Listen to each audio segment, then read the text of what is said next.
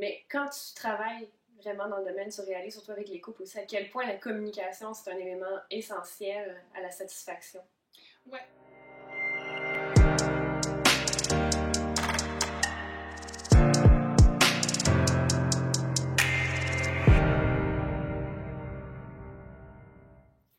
Bonjour, alors aujourd'hui on a envie de vous parler de communication, plus particulièrement des éléments qui peuvent nuire à une bonne communication, puis comment est-ce qu'on peut remédier à ces éléments-là. Oui, donc le premier point va être l'écoute active. Ça peut sembler facile écouter quelqu'un, mais est-ce qu'on écoute vraiment? Ce qu'on veut dire, c'est que dans le fond, on peut entendre ce que l'autre nous dit, mais parfois on n'est pas vraiment à l'écoute, on ne comprend pas nécessairement ce que l'autre nous dit, on ne porte pas pleinement attention. Donc, l'écoute active demande en fait de, idéalement, regarder l'autre dans les yeux et de porter attention, c'est-à-dire d'ouvrir vraiment les oreilles et de prendre un moment pour fermer un petit peu plus la bouche et de se dire, bon, qu'est-ce que la personne est en train de me dire, puis de vraiment prendre le temps d'entendre le message avant de nous-mêmes pouvoir réagir. Donc, ça veut dire, dans le fond, de ne pas être nécessairement en train de déjà penser à ce que je vais te répondre. Exactement. Ou des fois, la personne nous dit quelque chose, des fois on coupe, et là, on va se dire, bon, qu'est-ce que j'ai fait de pas correct? Ou là, on va être en train d'essayer d'argumenter déjà dans notre tête, qu'est-ce que je peux lui répondre pour invalider ce qu'elle est en train de m'apporter ou ce qu'il est en train de m'apporter.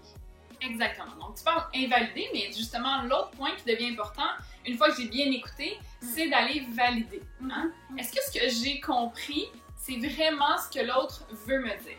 Souvent, dans un couple, ça fait longtemps qu'on se connaît, tout ça, on va avoir beaucoup tendance, avec les expériences passées, à se faire des étiquettes. Donc, la personne, généralement, quand elle aime ça, c'est à peu près ce qu'elle veut, c'est ce qu'elle veut dire, puis interpréter avec des référents du passé ou encore d'avoir apposé certaines étiquettes à l'autre.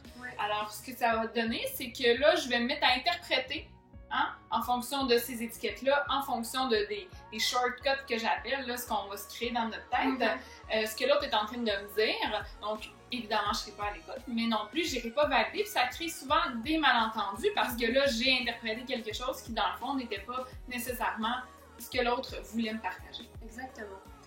Un des autres éléments, c'est la capacité à recevoir ce que l'autre est en train de me dire. Valérie parlait d'écoute active. Maintenant, comment est-ce qu'on reçoit ça? Est-ce que quand, par exemple, Valérie me parle d'une inquiétude qu'elle a, est-ce que je me dis « Oh non, Valérie t'inquiète, j'aime pas ça qu'elle soit inquiète, je vais la rassurer tout de suite, inquiète-toi pas, ça va bien aller. » Mon intention est bonne, mon intention de la rassurer est bonne. Par contre, est-ce que ça laisse de la place à Valérie pour partager son inquiétude, me dire comment est-ce qu'elle se sent, me partager les craintes qui viennent avec ça, les peurs? Pas tout à fait. Donc, au contraire, ça vient un petit peu discréditer ses propos, pas lui faire de place et en même temps pas faire de place à la discussion. Exactement. Souvent, pendant que je suis en train de réassurer Valérie, la réconforter dans ça, ben c'est surtout parce que moi, je me sens pas bien qu'elle soit pas bien. Donc là, pour me sentir mieux, finalement, je vais la réconforter. Mais au final, ben c'est ni positif pour elle, ni pour moi, parce que j'ai pas vraiment été là pour l'entendre. Exactement. Donc, un autre élément qui est intéressant à aborder, c'est la façon de communiquer. Parce qu'on pourrait comprendre que certaines personnes ont un malaise à dire des choses à leurs partenaires, à leurs amis, même des fois à un patron. On va avoir certaines inquiétudes quant à la manière de livrer le message. Donc, une des façons de le faire pourrait être ce que j'appelle la méthode sandwich. Donc, on va dire que le pain du dessus, c'est une introduction positive. Admettons que tu es ma patronne, puis j'ai vraiment une insatisfaction par rapport aux tâches que tu me donnais. Bon, ben évidemment, je vais pouvoir commencer en disant, par exemple, tu sais, j'apprécie beaucoup notre échange, nos échanges en général, j'aime bien mon travail, l'équipe est formidable. Par contre, on va aller avec la phase, on va dire, du milieu, ce qu'on peut dire, le contenu, la viande. J'ai l'impression dernièrement que j'ai trop de dossiers, puis que ce sont des dossiers qui sont pas vraiment dans mes champs de compétences, puis c'est des choses qui me rendent mal à l'aise. L'autre couche en dessous, ça va être le dernier pain. Toutefois, j'aimerais vraiment ça qu'on puisse avoir en fait peut-être du coaching ou j'aimerais vraiment ça que tu m'aides à réaligner mes tâches pour que ça aille très bien par la suite. C'est la même chose en couple. En fait, des fois, on va parler de sexualité, puis je sais que la sexualité est une élément crunchy. Oui, c'est ça. Une sphère qui pourrait être malaisante pour certaines personnes ou, tu sais, des fois, on a peur de blesser, etc. Donc, c'est vrai que c'est important de commencer peut-être par dire j'apprécie beaucoup notre sexualité en général, j'aime le temps qu'on passe ensemble, je trouve que dernièrement, notre couple va bien. quelque chose de ce genre. Et d'ensuite d'aller dire, par contre, j'ai l'impression que notre sexualité est peut-être un petit peu routinière. J'aimerais ça qu'on puisse discuter de façon d'amener un peu plus de piquant ou en tout cas de choses positives, différentes dans notre sexualité. Et je suis super intéressée à ce que tu me parles, toi, de comment tu vis les choses. Donc, positif, le message un peu plus difficile, puis soit une ouverture ou un autre message positif. Oui, donc ça, c'est simplement quelques éléments qui peuvent jouer au niveau de la communication. Il y en a plusieurs autres, peut-être qu'on y reviendra éventuellement, mais il faut quand même garder en tête que la communication, c'est pas nécessairement quelque chose qui est inné.